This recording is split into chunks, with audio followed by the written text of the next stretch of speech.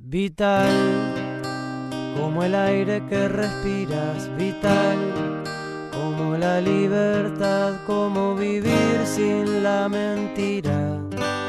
Vital, como la tierra libre, vital, como conciencia de unidad y ante el abuso del poder la rebeldía. El 27 de junio de 1973, el presidente Juan María Bordaberry disolvió el Parlamento, suspendió los derechos civiles y dio inicio a una dictadura que duraría casi 12 años. Las Fuerzas Armadas asumieron la conducción del país y el terrorismo de Estado pasó a ser una práctica habitual, con torturas, persecuciones, destituciones, secuestros, asesinatos y detenciones ilegales. Aún hoy se desconoce el paradero de decenas de uruguayas y uruguayos desaparecidos en ese periodo. La Ley 15.848, aprobada en el primer periodo democrático post-dictadura que presidió Julio María Sanguinetti, fue una contribución decisiva para ocultar la verdad. Establece que el Estado renuncia a su facultad de juzgar y sancionar los delitos cometidos hasta el 1 de marzo de 1985. Delitos cometidos por militares y policías, por móviles políticos o en cumplimiento de sus funciones. Y que será el Poder Ejecutivo en cada caso quien determinará si el Poder Judicial debe juzgar o archivar las denuncias. En 1989, una campaña de recolección de firmas llevó a referéndum la ley de caducidad. Esta iniciativa fue acompañada por el 43% de la población en las urnas. La norma siguió vigente. La legislación uruguaya establece que para casos de iniciativa popular se exige la mitad más uno de los votos. 20 años después, tras una nueva consulta popular, la anulación de la ley de caducidad es acompañada por el 47% del electorado. Diversas expresiones y reflexiones fueron recolectadas de esta campaña.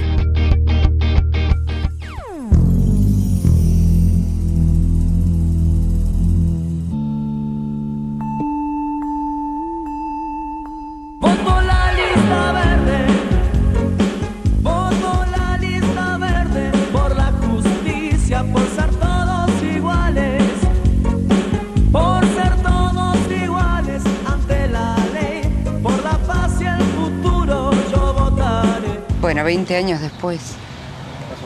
20 años después. Nosotros en el año 89 estábamos trabajando con Buscaglia, que fue quien llevó adelante la campaña. Bueno, y nosotros fuimos protagonistas de avisos de la campaña, ¿no? Sí. Donde nos abrazábamos y nos reencontramos después. Eufóricamente. Eufóricamente. Fue muy dura la campaña, porque fue muy dura la campaña de los que querían... Muy sucia. Se pusieron sumamente violentos, con imágenes de tanques.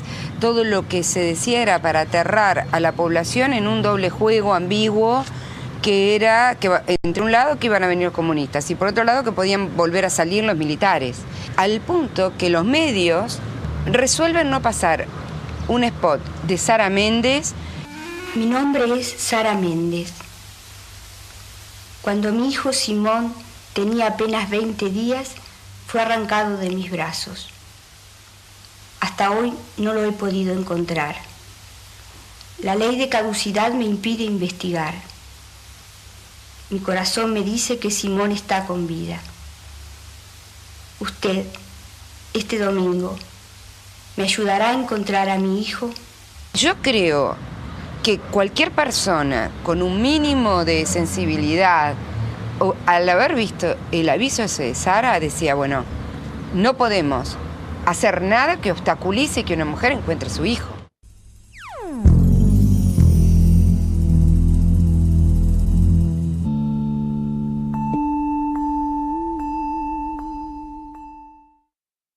Yo encuentro como un punto que para mí fue como clave en la juntada de firmas, es cuando a partir de octubre de 2008, con los cálculos que se tenían de las firmas que se habían recolectado hasta esa fecha y del tiempo que teníamos, que era abril 2009, el plazo para la juntada de las 290.000, 280.000, hubo como un acelere, no daban los plazos. Y de a poquito empezó a juntar gente, así, un montón de gente empezó a juntar firmas, y había gente que era como así, como de un sindicato, había gente que no, había gente que le pintaba por la suya. Se armó como un grupo mucho más sólido de jóvenes que estaban permanentemente o planificando actividades o haciendo jornadas de recolección, demás, y ahí hubo como un increyendo brutal, ¿no? Se juntaron, no sé, 70.000 firmas en 3 meses, lo que no se había juntado en un año, no sé. Hicimos algunas actividades que convocaron bastante, que una fue la transmisión por radio desde la Plaza Libertad. Juntándonos fundamentalmente, digo, Mateína, el programa que hacemos con Mariana y con otros compañeros, con Yo Te Lo Dije, el programa con que compartíamos la tarde en la 1410 AM Libre, con La Negra Casablanca, Carlos González, El Cuervo Umpierres, haciendo transmisiones para poner lo nuestro y para sumar, sobre todo para ser intermediarios entre un montón de voces de protagonistas de la cultura y de referentes de distintos ámbitos. Y fue una experiencia conmovedora bajo todo punto de vista, porque ahí se juntaron desde historias de vida imponentes hasta argumentaciones muy contundentes y muy sólidas de todo tipo de personas de nuestro país, de toda edad, tipo, pelo y color. Pasaron también por los micrófonos víctimas del terrorismo de Estado, que con una fuerza impresionante seguían hablando de experiencias extremadamente removedoras, vividas en primera persona, y eso llevó a que mucha gente viniera a la plaza, por ejemplo, el día que estábamos transmitiendo de ahí, porque empezaron a escuchar en las casas y nos decían, no pude más y me vine. Hasta que un día en octubre, donde aquello estaba como, parecía que el tema no estaba instalado, que todos los problemas eran que si Mujica, que si la calle, que si esto y aquello, Sara Méndez se le ocurre que hay que hacer una marcha. Y bueno, y ahí entre las 5 que nos reunimos, dijimos que sí, que podíamos hacer una marcha, que podía estar el 20 de octubre, ahí se nos ocurrió que podía tener que ver como hacer una especie de contramarcha del silencio, para que fuera la última vez que hubiera una marcha de estas características con ley de impunidad vigente. Si bien después se empañó todo y se ennegreció con el resultado electoral, el día ese de la marcha final fue un día, me parece, inolvidable para los que lo vivimos, por el clima que se vivió, por la cantidad de gente que había, de distintas generaciones tan diferentes, y que nos demostró que podíamos estar juntos y conmovidos en algo tan profundo como era el motivo por el cual estábamos ahí juntos, ¿no?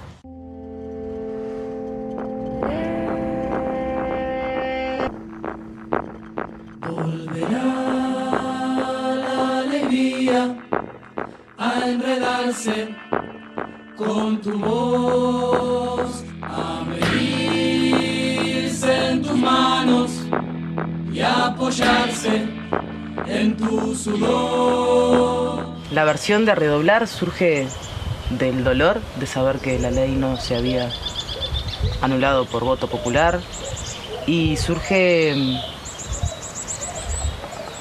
en el reconocimiento de que ese dolor no era solo individual, en las ganas de que los músicos más jóvenes nos comprometiéramos socialmente con ese tipo de cosas.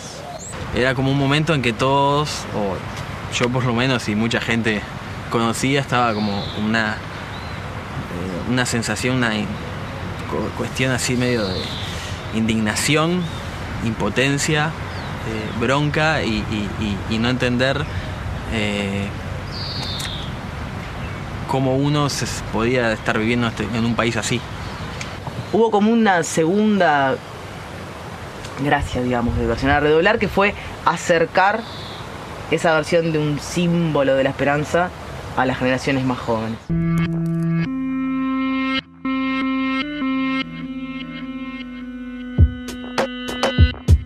Se eriza la piel color café. Yo tengo la fe de que mis hijos también canten lo pasado y no lo vivan olvidados. Acá estamos repasando, no importa qué bando, a solo de bandoneón te recito mi mandado, resultado del candado que nos han colocado. Cambio el guión, otra vez el mismo actor en la escena. Qué problema, no le dé más avena a las hienas que no pagan lo que deben. No olvidamos la memoria, hijos del presente de esta historia, conscientes del futuro nos toca nuestro turno. Rompemos el nudo con amor profundo y ese asunto del mañana es lo nuestro. Música maestro, con respeto dejo esto, me manifiesto. Todos los artistas en general tenemos una responsabilidad extra, porque somos portadores de una voz que se escucha y entonces hay cosas que tenemos que decir. Es difícil, o le resulta difícil siempre a la cultura demostrar cuál es su rol. El teatro te da material para vivir, la salud te da capacidad de disfrutar, la cultura le da sentido a que vos vivas. Es un pensamiento muy largo, pero esto explica tal vez por qué los que trabajan con una sensibilidad tal vez más a flor de piel sienten inmediatamente el llamado del derecho humano a decir esto se cae de maduro, Y también es responsabilidad de ellos no lograr transmitirlo. Si no lo están logrando transmitir en profundidad en una sociedad, si los cambios culturales no están siendo profundos en la sociedad, ¿cuánto más van a hacer en una campaña política? El capitán abandonó la nave en picada. ¿Qué puedes hacer con la daga clavada en tu espalda? Somos hijos de la siembra. Mira cómo tiemblan los reyes del mundo cuando deslumbró y tumbo estructura ruda en tesitura de estrategia que solo nos manipulan.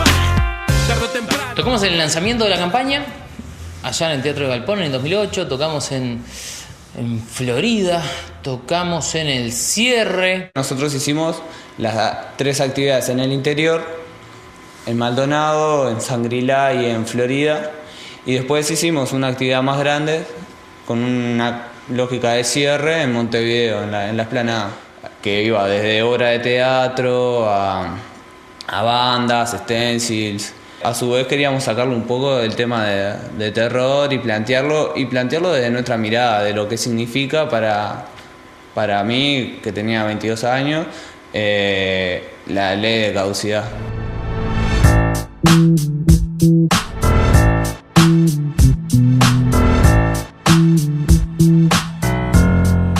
Elaboramos una propuesta, algo bastante sencillo, que era la realización de unos spots en donde invitábamos a participar a gente del ámbito de la cultura, de la comunicación, a que expresaran sin un guión previo por qué ellos creían que había que anular la ley de caducidad. Yo voto que sí por muchos motivos. Primero, porque nunca una ley puede hacer que un poder del Estado se subordine a otro. Segundo, porque creo que todos los uruguayos tenemos derecho a saber qué pasó con nuestros familiares, cuándo, dónde, por qué y dónde están. Voto que sí porque el voto verde lo tengo acá. En octubre, voto que sí para anular la ley de caducidad.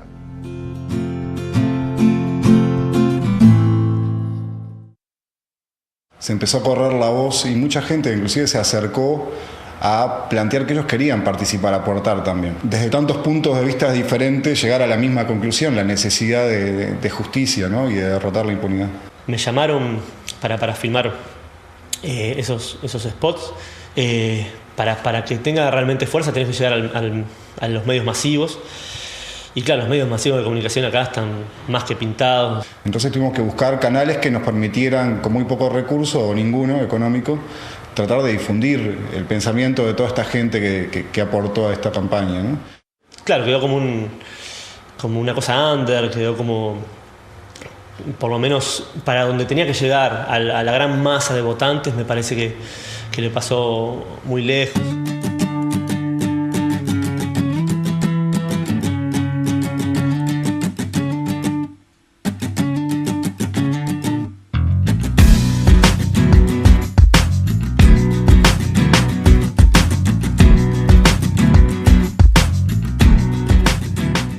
Leyenda japonesa que promete que al que pliegue 1000 grullas se le va a cumplir un deseo, un milagro. Nosotros empezamos porque queríamos hacer algo con las papeletas. Después del plebiscito nos quedamos, como mucha gente, muy angustiadas y para buscar la manera de decir, los que votamos que sí, tenemos esa convicción y no nos importa que no haya salido. Que las palabras que llegaron es un libro que trató de juntar el testimonio de diversas generaciones, los que habían nacido antes del golpe de Estado, los que habían nacido durante la dictadura y los que habían nacido después de la vuelta a la democracia, tratando de explicar los motivos de la anulación, del porqué de la anulación de la ley de caducidad desde otro ángulo que no fuera el estrictamente político. Es decir, que hay mucha gente que no se ve vinculado, que no se ve representado por la política nacional, pero sí tiene ganas, si se le abre una puerta, de ayudar, de hacer algo. Nunca más dinosaurios, uniformes y garrotes, jamás balas y sus tanques contra bloques, jamás anormales torturando con sus fueros, jamás ciudades bajo mando de los miedos, jamás. Hay una militancia del siglo XXI que se combina con la alegría de estar juntos, tratando de cambiar algo, por más que sea algo sea tan duro y tan doloroso, y atrás estén las historias más terribles que nuestro país conoce en los últimos años. Hay un cambio en la cabeza de la militancia no es sacrificio O sí es sacrificio, pero no es solo sacrificio. Esto lo hago porque está bien, pero está bueno hacer esto. ¿Qué le encontré de diferente? Le encontré una participación más de la gente común, de los artistas, pero no de los artistas de primer órgano o de primer plano, sino de compañeros míos que veo que hacen música, que están y que iban y venían, los comunicadores de los medios, poder ir a la plaza, hablar con la gente, fue algo que nos gustó muchísimo a todos. ¿Qué es lo más fácil de coordinar? Y bueno, llamarse entre amigos y decir, vamos a la calle a repartir papeletas. Y ahí fuimos a la Plaza Libertad, que tiene todo un significado histórico también. Y entonces había como un debate pequeño ahí entre la gente. Vos mostrabas tu bandera, que era la papeleta, y se acercaba gente de todos los colores. No tenemos ni idea, por estar metidos y por más o menos estar informados, el nivel de información del pueblo. Por eso es que le achaco tanto a la clase política de no haberse preocupado en difundir esto. Nosotros fuimos a presentar en distintos departamentos y en todos los departamentos vimos que solamente las personas muy vinculadas a la política estaban realmente metidas en el tema. A mí me tocó en Tacuarembó, por ejemplo, hacer una presentación en plaza pública y una hora y media antes salí a repartir folletos y a tratar de hablar con jóvenes y no sabían de lo que estaba hablando. Me tocó también de ir en radios comunales, en barrios carenciados, en Rivera, y que hasta el conductor del programa no sabía de lo que estaba hablando. Pero sí es como ese trato que le dieron los medios, ¿no? Que para llenar un espacio, que bueno, la noticia ya no tiene ningún efecto, no, te dicen, los muchachos que hicieron una versión del tema, de cosas, y qué lindo, ¿no? Canal 12, Canal 4, Canal 10, etcétera, etcétera. Pero horas antes del plebiscito, antes de las elecciones, se negaron a pasar la cadena nacional con los hijos de los desaparecidos. Para mi entender, podría haber aportado muchísimo en la opinión pública.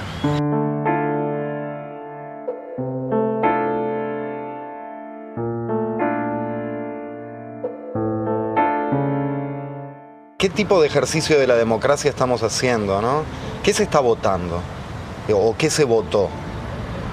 Se votaron los derechos humanos más básicos, es decir, se puso a consideración de la ciudadanía si la justicia era igual para todos. ¿Y cuántos de nosotros estaríamos predispuestos a que plebiscitaran nuestra vida, nuestro dolor? Me gustaría saber si a nosotros nos acusan de un crimen, ¿cuántos de nosotros quisiéramos que fuese a consulta popular con gente hablando sobre nosotros? A mí me gusta hacer eso, o si no, preferiríamos que fuera un juez y un abogado, gente que estuviera especializada en el tema.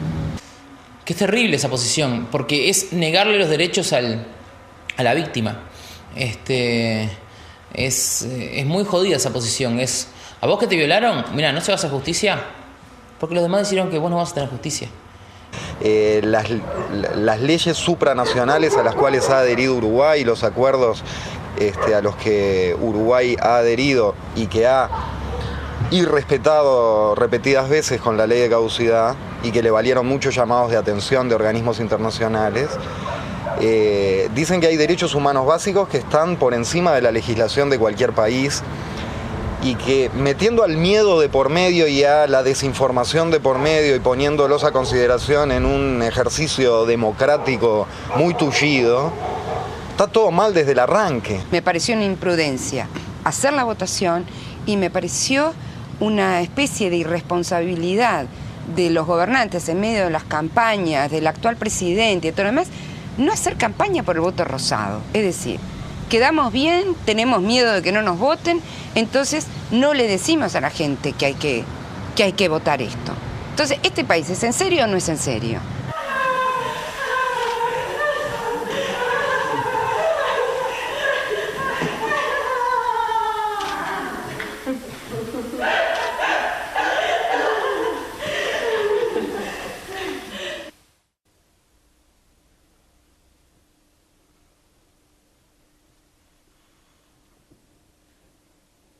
Yo más o menos por el año, yo que sé, hace un poco más de 2 años, 2008, o un poco antes, empecé con un trabajo a nivel enfocado en el ámbito familiar sobre esta temática, y entonces empiezo como a trabajar alrededor de eso y decido trabajar directamente con ellos, con mi familia. Actos de Amor Perdido es una obra escénica, que yo la defino como una obra de danza contemporánea. Trabaja sobre algunos como lugares dicotómicos, ¿no? Patria o muerte, lo colectivo, lo individual, que creo que fue una de las cosas que encuentro en toda esta temática. Digamos, la situación familiar para mí es como muy parecida, ¿no? La comunidad íntima familiar a la sociedad, ¿no? Hay como procesos, como yo le llamo la obscenidad, lo que no puedes hablar, lo que no puede ser traído, simplemente porque causa dolor, entonces mejor no lo hablo, mejor no lo trato. Hay procesos muy parecidos en los cuales sucede como nos pasa como sociedad. Buenos Aires lo espera con la luz encendida y el discapos lo lleva a la diversión. A Buenos Aires. Buenos Aires, 7 de septiembre de 1973. Señor embajador, tengo el honor de dirigirme al señor embajador para acusar recibo de sus notas confidenciales número 151, bájese de la hamaca si usted quiere charlar con su hijo. Se puede sentar en los bancos o lo puede amacar a él, que es un niño. Usted no. El proyecto Todo Bajo Sospecha es una iniciativa surgida desde una ONG, Compromiso Social Cooperativo, que incluye distintos componentes. Una obra de teatro que se basa en los archivos de inteligencia policial, del Ministerio de Relaciones Exteriores, del Servicio de Información de Defensa y otros organismos que desde el Estado hicieron al control, a la vigilancia y a la represión de la sociedad durante el periodo de la década del 70 y mediados de los 80. Bueno, para mí como actor joven todo el periodo fue interesantísimo, ¿no? Desde la investigación, como dijo Oscar también hoy, es un informe representado, son muchos informes de servicio de inteligencia, conocer mucha parte de la historia desde adentro. Imagínate que vos estás diciendo, relatando archivos reales. Cuando se menciona el título licenciado antes del nombre del interesado, significará que la solicitud de expedición o renovación de pasaporte ha sido denegada. Diplomacia, Embajada del Uruguay, 31 de octubre de 1983. Y después, a la hora de interpretar, al principio fue un poco complicado porque nos tocaba hacer también un rol de una persona que capaz uno nunca se imagina ser.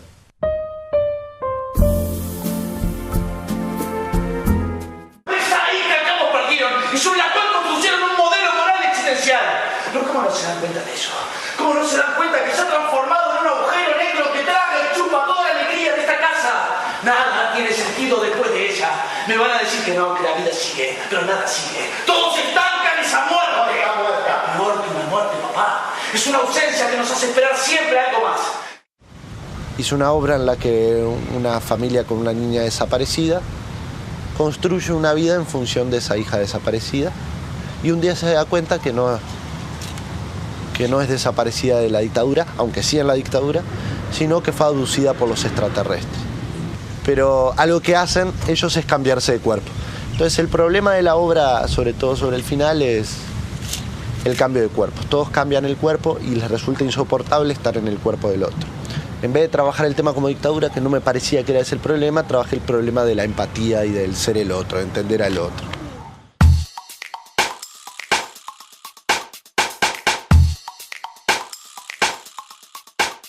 El proyecto consiste en registros fotográficos de muros que nosotros inicialmente considerábamos que eran muros que habían resistido durante la dictadura, los muros de la clandestinidad. Rescatar esos muros que aún sobrevivían después del paso del tiempo. Y después fuimos encontrando muros de distintas etapas, como el voto verde, distintas etapas de lucha contra la ley de impunidad. Un compañero en algún momento tomó un grallón, tomó un spray, tomó un tarro de pintura y tuvo el valor de salir a la calle y marcar ese registro. Queríamos que nosotros con una toma, con un registro fotográfico, podíamos hacer lo nuestro y tomar ese trabajo que hicieron y proyectarlo en el tiempo.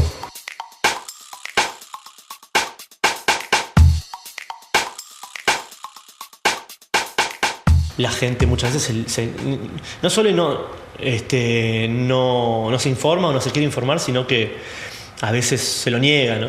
Dice, no, pero yo prefiero negar. Me cuesta entender que haya gente que se alegre con que una ley de impunidad siga, que haya gente que no le crea a mujeres y hombres torturados, desaparecidos. A mí me cuesta, yo no sé, yo puedo decirlo, soy una persona igual en ese sentido, no, yo no les creo porque los conozco. No los conozco, no necesito conocerlos. Luego de intensas campañas de distinto tipo, por distintos medios, mucha gente de distintas ideologías no se cuestiona este proceso como algo importante, sino que es algo horrible que sucedió hace mucho tiempo, pero bueno, ya está, y no joroben más, no sigan hablando. ¿Cómo impregnó a la sociedad uruguaya toda la política de los ojos en la nuca que sostenía el expresidente Sanguinetti? No, hay que mirar para adelante, eso ya pasó, no importa. En un punto digo, claro, obvio, si vivimos en una sociedad cada vez donde menos nos vemos menos, es más virtual todo, yo no estoy para nada en contra de la sociedad, es más, creo que estamos mucho mejor que años atrás.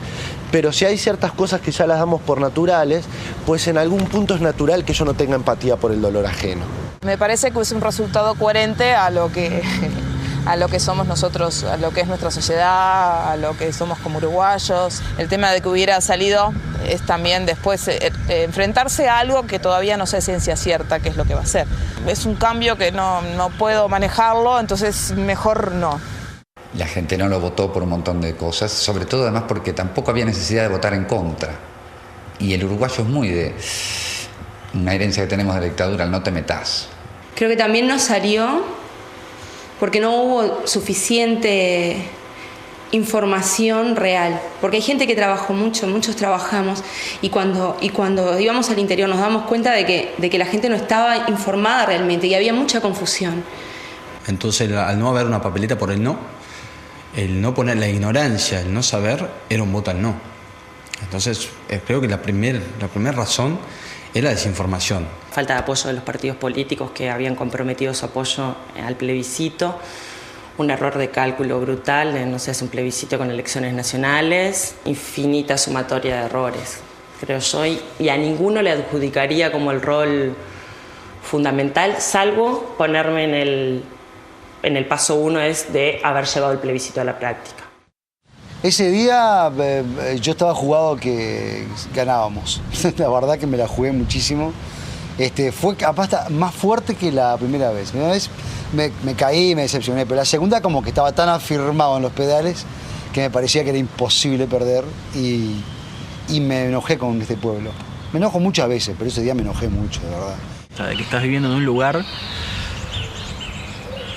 que de momento cuando las papas queman, cuando hay una oportunidad de hacer algo relevante, no por uno, sino por, no sé, la sociedad en conjunto, no pasa. Me acuerdo de la buena noticia del Sordo González, dándolo por la tele, que habíamos ganado, y me acuerdo de volver a ver la tele media hora después de haber hablado con, no sé, 50 personas diciéndole ganamos, volviendo a ver la tele y corrigiendo la información de que en realidad el plebiscito no se había ganado. El juego mediático ese de decir se aprobó, sale, no sé cuánto, y a los 15 minutos, 20 minutos el balde de agua fría y decirte, no salió, ¿sabes qué? Perdón, mal yo, pero no salió. Y después me acuerdo mucho de Edgardo Martínez Imarioff, horas después, cuando con mucho cinismo dijo que sí, que se llegaba, que atenti, y después dijo, no, me confundí, era en Canelones. Y que un delegado de mesa, medio distraído, cansado, le pueda pasar, no pasa nada. Que yo o vos o cualquiera le pase, no pasa nada. Al presidente de la Corte Electoral, que está todo el tiempo manejando números y que tenía bien claro que no se llevaba, que lo haga, yo que me disculpe, pero no fue sin querer. Y quiero creer, aunque me parece que es difícil, que esa persona no está más en ese cargo, pero debe seguir estando. Y me pareció como un juego tan retorcido, ¿no? Porque es como...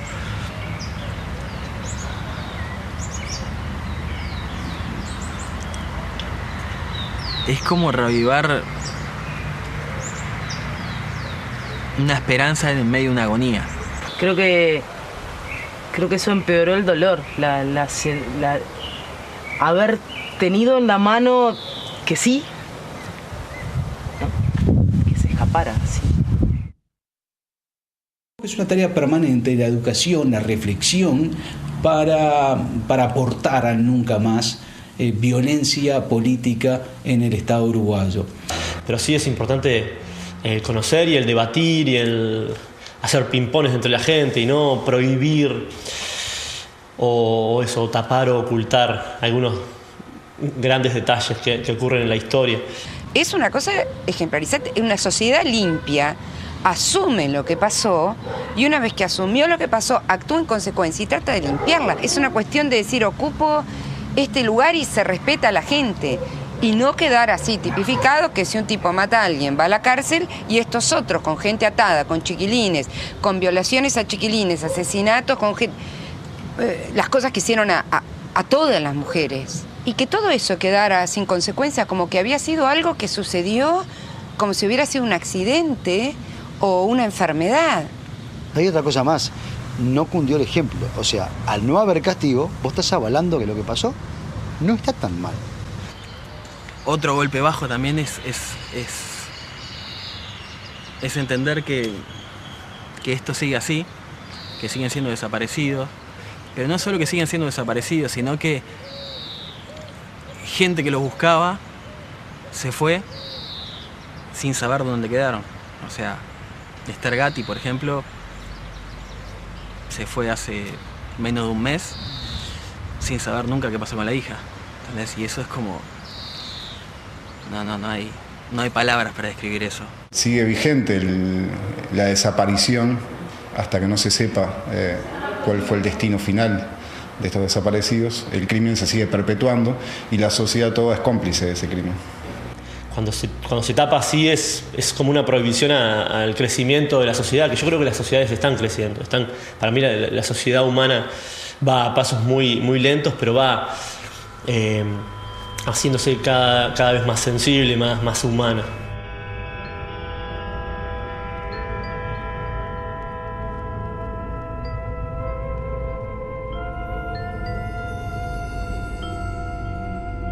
La impunidad es mucho más que la ley, mucho más que la ley. Y entonces vamos a eliminar del ordenamiento jurídico, no me cabe duda, por alguna vía, en algún momento, esa aberración. Y vamos a seguir al otro día luchando contra la impunidad, contra el secretismo. Y lo que pasa es que es una cuestión atemporal.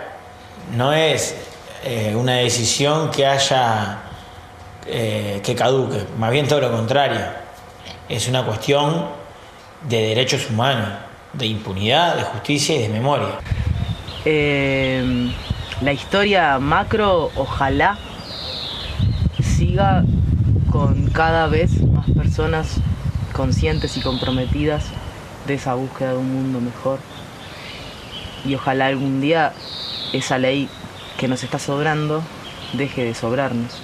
Tendremos que hacer otro, y otro, y otro, y otro, porque la lucha es por verdad y justicia, no se termina tampoco con derogar esa ley. El asunto es mucho más profundo. Ok, lo tendremos.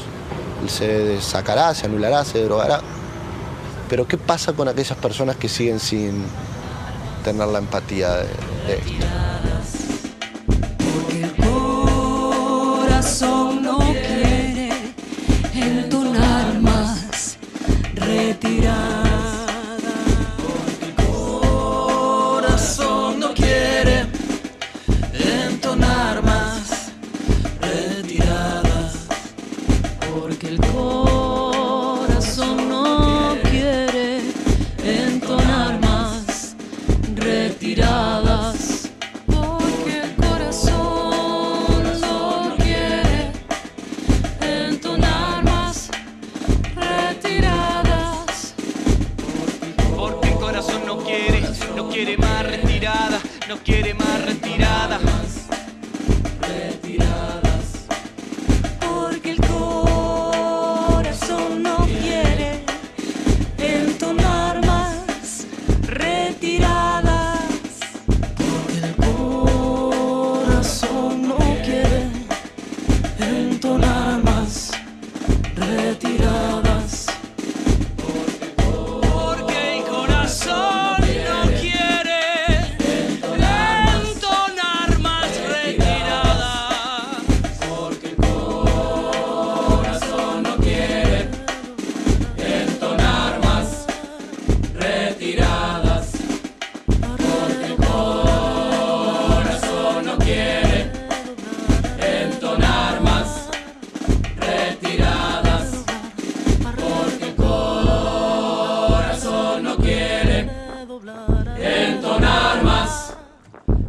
retiradas, porque el corazón no quiere entonar más.